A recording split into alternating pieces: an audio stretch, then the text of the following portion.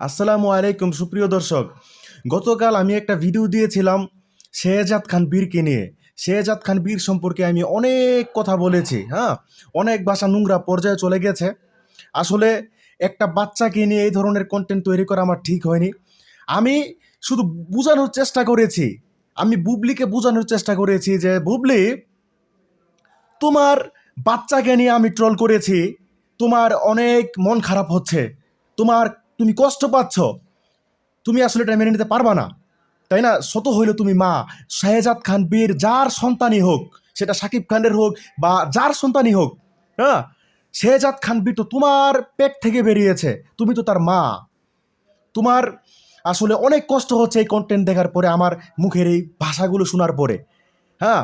আর আমি সেটাই তোমাকে বোঝানোর চেষ্টা করেছি, যখন তোমার ভক্তরা আমার ভাগিনা আবরাম খান জয়কে নিয়ে বাজে মন্তব্য করে, যখন তুমি তোমার ভক্তদেরকে লেলিয়ে দিচ্ছ, যখন তুমি তোমার ভক্তদেরকে লেলিয়ে দাও, যখন তোমার ইন্ধন পেয়ে তোমার ভক্তরা আমার ভাগিনা আবরাম খান জয়, একটা মিষ্টি বাচ্চা, সুপারস্টার শাকিব খানের প্রথম সন্তান, সুপারস্টার শাকিব খানের একমাত্র সন্তান আবরাম খান জয়কে নিয়ে যখন তোমার ভক্তরা নোংরামি করে, আবরাম খান জয়কে যখন তোমার ভক্তরা আসলে প্রতিবন্ধী বলে, নাড়া বলে, হ্যাঁ, তারপর সে হাঁটতে পারে না, সে চোখে দেখে না, এই ধরনের কথা যখন বলে, তারপর অনেক আরো বাজে বাজে ভাষা যখন আবরাম খান জয়কে নিয়ে যখন করে তোমার ভক্তরা, তখন আমাদেরও আসলে মন খারাপ হয়, আমাদের কলিজায় রক্তক্ষরণ হয়, আমাদের ভিতরে রক্তক্ষরণ হয়, আমাদের ঢালি উৎকীর্ণ উপবিশ্বাসের কলিজায় রক্তক্ষরণ হয়, আমাদের ঢালি উৎকীর্ণ উপবিশ্বাস সেই একই কষ্টে জ্বলে।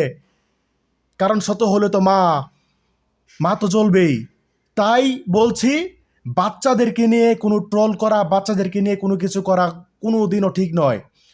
আমার মাথা ঠিক ছিল না যখন আমি দেখি যে বুবলির ভক্তরা আমার ভাগিনা, হ্যাঁ, আবরাম খান জয়কে নিয়ে যখন ট্রল করে, তখন আমারও একই হয় এবং অপুদির কষ্টটা আমি ফিল করি। কারণ শত হলে তো অপু বিশ্বাস আমার বোন, হ্যাঁ, আমি অপু বিশ্বাসের ছোট ভাই। সেই জায়গা থেকে, আবরাম খান জয়ের মামার জায়গা থেকে আমার অনেক কষ্ট হয়, অপু বিশ্বাসের ভাইয়ের জায়গা থেকে একজন বোনের জন্য অনেক কষ্ট হয় যে মা হিসাবে সে কতটা কষ্ট পাচ্ছে, তার সন্তানকে নিয়ে যে এত ট্রোল করা হচ্ছে, সাইবার বুলিং করা হচ্ছে, এত কিছু যে করা হচ্ছে ভিউ ব্যবসা করার জন্য, সেটা আমি আসলে আমার কষ্ট হয়েছে, তাই আমি এই ধরনের কন্টেন্ট বানিয়েছি। আর দেশের আইন প্রশাসন, যেই প্রশাসনটা যেটা আছে, আমি প্রশাসনের প্রতি আমি শ্রদ্ধাশীল, দেশের আইনের প্রতি আমি শ্রদ্ধাশীল।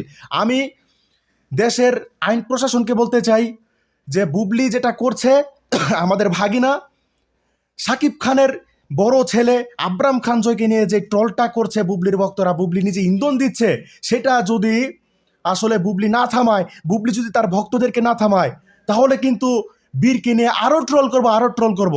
তাই বলছি, বেশিবার বেরো না, বেশিবার বাড়লে আমরাও বেড়ে যাব, বুঝেছ?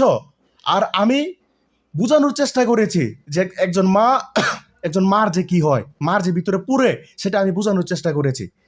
তো বুবলির ভক্তরা, আমার আচরণে যদি আপনারা আসলে কষ্ট পেয়ে থাকেন, আমাকে ক্ষমা সুন্দর দৃষ্টিতে দেখবেন। আমি এই ধরনের কন্টেন্ট আর বানাবো না, আপনারাও বানাবেন না, আমরাও বানাবো না। আপনারা আমার ভাইগিনা আবরাম খান জয়কে নিয়ে কন্টেন্ট বানাবেন না, আমরাও শেহজাদ খান বীরকে নিয়ে কোনো কন্টেন্ট বানাবো না, বানাবো না, বানাবো না। আর যদি এই যে দেখেন, আমি একটা কথা বলতে চাই, আমাদের আবরাম খান জয়, সুপারস্টার শাকিব খানের একমাত্র ছেলে আবরাম খান জয়, তার বাবার চাঁদমামা গানে যখন নাচে, তখন কি হয়েছিল?